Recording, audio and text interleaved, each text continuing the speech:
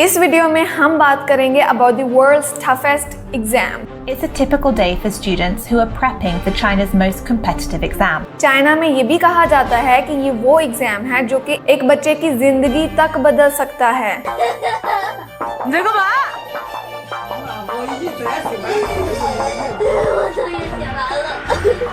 The National College Entrance Examination.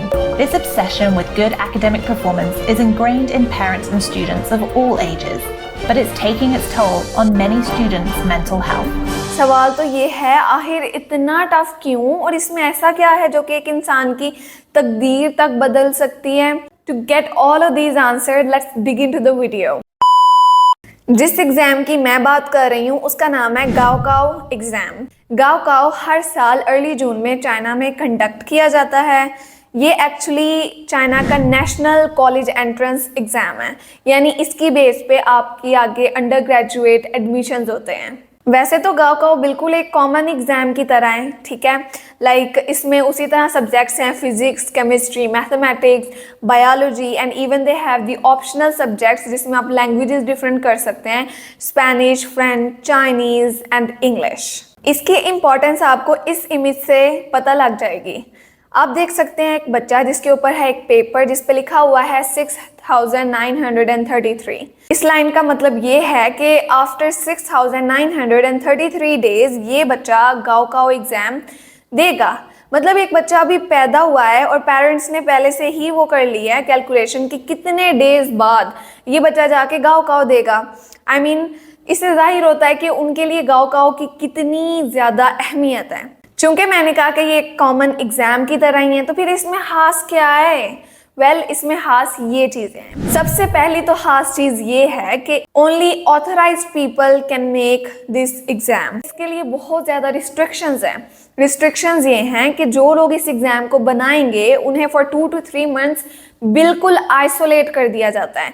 हम ये भी कह सकते हैं कि ऑलमोस्ट उनका ना आउटसाइड वर्ल्ड के साथ कांटेक्ट डिमिनिश कर दिया जाता है। वो सिर्फ अपने फैमिली मेम्बर से मिल सकते हैं या फिर ओनली सम पीपल से मिल सकते हैं, लेकिन उसमें भी ये है कि उनकी वो एक्टिविटी भी मॉनिटर की जाती है। उन्हें ऐसी जगह पे या ऐसे रूम्स दिए जाते हैं जिनके ऊपर कैमरास लगे होते हैं, उन्हें प्रॉपर सिक्योरिटी प्रोवाइड की जाती है, उन्हें जितने मंथ उन्होंने उस एग्ज़ाम को बनाने में लगाने हैं उन्हें उसका कंप्लीट खाने का सारा सिस्टम दिया जाता है, उनकी हर ज़रूरत पूरी की जाती है बाय द गवर्नमेंट। दूसरी खास बात ये है कि इसका कंपटीशन बहुत ज़्यादा है। इसमें हर साल ऑलमोस्ट मोर देन 10 मिलियन बच्चे पार्टिसिपेट करते हैं। जो नहीं भी पार्टिसिपेट करते हैं उनके पेरेंट्स ऑटोमेटिकली आके खुद ही आके उनका नाम लिखवा जाते हैं। इसका कंपैरिजन करते हैं पाकिस्तान के MD कैट के एग्जाम से। MD कैट में हर साल 2 से 3 लाख बच्चे जो है करते हैं participate. Talking about India JEE exam में 15 से 16 लाख हर साल बच्चे पार्टिसिपेट करते हैं। You can imagine the difference, right? तो आप कंपटीशन को इमेजिन कर सकते हैं। जो तीसरी खास बात है वो ये है, अमूमन जो एग्जाम्स होते हैं वो एक ही दिन में हो जाते हैं, लेकिन जो गाओकाओ है वो 2 से 3 दिनों में कंप्लीट होता है। तो it requires 9 to 10 hours every day, I guess so. अगली जो खास बात है इस एग्जाम के बारे में वो ये है कि अमूमन जब आप एग्जाम देते हैं तो क्या होता है, आपको ग्रेड मिलते हैं, किसी अच्छी यूनिवर्सिटी में आपका एडमिशन हो जाता है या आपकी कोई जॉब अच्छी लग जाती है। यहाँ पर ये सीन है कि अगर आपके नंबर अच्छे नहीं आए तो इट इज़ दी पॉसिबल कि आपकी फैमिली की रैंक डिक्रीज कर जाएगी, और अगर आपके नंबर अच्छे आ गए हैं सो इट इज़ पॉसिबल कि आपकी फैमिली की रैंक इंक्रीज कर जाएगी। सो एजुकेशन सिस्टम जो है ना बहुत ही रिगरस है और चाइना में, ओके। तो people take very seriously education and all these exams. अगर एक बच्चा नहीं देता ना तो कहा जाता है कि वो फैमिली पुअर है, लोली फैमिली है, उनकी रैंक कम हो जाती है। और अगर एक बच्चे के नंबर अच्छे आ गए हैं तो उनकी फैमिली की रैंक इंक्रीज कर जाती है और कहा जाता है ये रिच फैमिली है। इसका कॉन्सेप्ट मैं आपको आगे बताती हूँ। खास बात ये है कि grades in this exam can actually affect your entire family. अब मेन मुद्दे पे आते हैं, आखिर ये कैसे एक इंसान की तकदीर बदल सकता है? जैसे कि मैंने कहा कि ये college national college entrance exam है, कह लो ये एक ब्रिज है, ठीक है। अगर आप ये पार कर जाओगे you will get into university, अगर आप ये नहीं पार करते you will not get into university. चूंकि चाइना में एजुकेशन को बहुत ज़्यादा प्रायोरिटी दी जाती है, इसलिए the one who graduate he is considered to be respectable person and the one who does not graduate उसे रिस्पेक्ट नहीं दी जाती, उसे काफ़ी ज़्यादा इश्यूज फेस करने पड़ते हैं, इवन मैरिज इश्यूज उसे फेस करने पड़ते हैं क्योंकि कोई भी रेडी नहीं होता अपने सन या डॉटर को उसे देने के लिए। मेन रीज़न ये है कि चाइनीज़ का ना थोड़ा सा माइंडसेट कह लो थोड़ा बैकवर्ड भी है, ठीक है। इस मामले में वो समझते हैं कि अगर आप डिग्री लेते हो ना तो आपको कल को एक अच्छी सैलरी मिलेगी, अच्छी जॉब मिलेगी एक बड़ी कंपनी में, लेकिन जब आपके पास डिग्री नहीं होगी, how will you get admission to a good university नहीं जाओगे तो आपको कैसे एक बड़ी कंपनी में जॉब मिलेगी।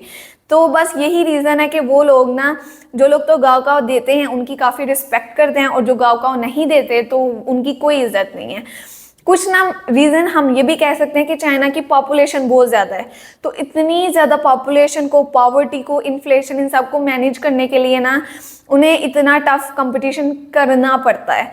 अब जिस तरह मैंने कहा कि 10 मिलियन प्लस स्टूडेंट्स इसमें पार्टिसिपेट करते हैं, अगर इतना कंपटीशन ना हो so how will all the universities और companies manage so many students. Of course फिर इसीलिए जो है ना उनका क्राइटेरिया यही है कि वो अच्छी यूनिवर्सिटी में जो जाएगा, अच्छे नंबर लेगा तो उससे मैनेजर की पोस्ट मिल जाएगी, और जो नहीं लेगा ऑफ कोर्स उसे कोई जॉब नहीं मिलेगी। तो जब आपकी जॉब नहीं होती तो you are declared as poor, you are not respected, you got no respect in the society, nobody cares about you. And that is why जो पेरेंट्स हैं ना वो अपने बच्चों की स्टडीज़ को लेके बहुत ज़्यादा विगरस हो जाते हैं, बहुत ज़्यादा सीरियस हो जाते हैं। 就一个问题，请你回答我好吗？我已经尊敬的对你说，回答我一道题，可以吗？你说我是哪里对你不好，还是我哪里差，还是哪里不行？你可以随便说，我可以改，但是我有自由的时间呐，我不能没有自由啊，我不能绑在学习身上啊。学习必须劳逸结合呀，明不明白？我写了作业了，我把我自己的事情干完了，难道我娃还有问题吗？难道我娃还有问题吗？我把我自己的事情已经做完了，我自己还有问题吗？没有了。行，那你可以玩会儿，但你不能玩太久。我9点就睡了呀，我还能玩到半夜。你说我玩过半夜吗？ जब वो अपने बच्चों की स्टडीज़ को लेके इतना सीरियस हो जाते हैं तो ऑफ कोर्स कंपटीशन बढ़ जाता है, और this is the grading system eight front of you. Pakistan में क्या होता है कि बिलो 30% जो है ना यू आर अ फेलियर, लेकिन अगर आपके अबव उससे हैं तो you are declared as pass. लेकिन अगर हम चाइना की बात करें तो below 60 you are a failure. Yes man, you are a failure. Secondly, चूंकि स्टूडेंट्स को पता होता है कि कंपटीशन के बारे में, जिस तरह हर कोई स्टडी कर रहा होता है, तो कितने स्टूडेंट्स 2 to 3 years बिफोर गाँव वो तब भी प्रैक्टिस करने लग जाते हैं। इसमें टीचर्स की भी अलॉट ऑफ एफर्ट रिक्वायर्ड होती है। टीचर्स और स्टूडेंट दिन रात पढ़ते रहते हैं। एक बच्चा चाइना में दिन में उनकी 10 आवर्स की स्कूलिंग होती है, और 10 आवर्स की स्कूलिंग के बावजूद उन्हें खुद फर्दर सेल्फ स्टडी करनी पड़ती है। They've got their homeworks, assignments and stuff like that. The results, I think this is just creating the pressure on the students. अब इससे क्या होता है कि गाँव एग्ज़ाम वाले दिन बहुत ज़्यादा एम्बुलेंसेस खड़ी होती हैं, क्योंकि कितने स्टूडेंट्स जो है ना इसकी वजह से बेहोश हो जाते हैं, कितने स्टूडेंट्स की ब्लीडिंग होने लग जाती है, कितने स्टूडेंट्स जो है ना उधर उनकी तबीयत ख़राब होने लग जाती है। सिर्फ इस गाँव एग्ज़ाम की वजह से। बात सिर्फ एग्ज़ाम की नहीं है, बात है जब एक एग्ज़ाम आपकी पूरी आपकी फैमिली का इफेक्ट कर सकता है, that is what creates the burden. और कितने स्टूडेंट्स डिप्रेशन में चले जाते हैं और सुसाइड कर लेते हैं। इसलिए चाइना में suicide rate, depression rate, even heart attack rates among children बहुत ज़्यादा है। अभी मैं आप लोगों को कुछ क्लिप्स दिखाऊंगी। पूरे जो आपका स्कूल होता है, कॉलेज होता है, इन बच्चों के जूनियर्स होते हैं वो बहुत अच्छे तरीके से अपने सीनियर्स को जो है ना मोटिवेट करते हैं, उनके लिए सेलिब्रेशंस करते हैं। इवन फैमिलीज़ जो हैं बहुत कुछ करती हैं। So here are the clips जो कि दिखाते हैं इस चीज़ को कि कितना इम्पॉर्टेंट ये एग्ज़ाम है और किस तरह से लोग इसकी I don't have words actually. So I think this will better clear when you will watch the clips.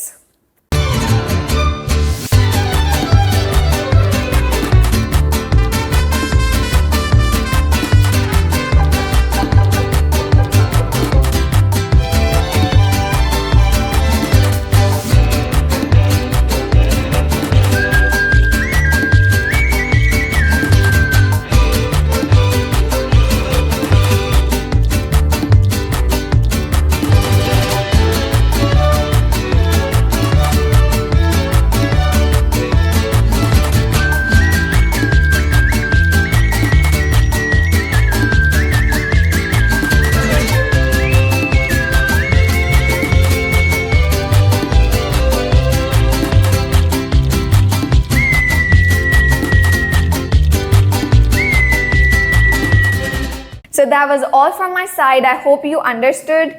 Bye bye.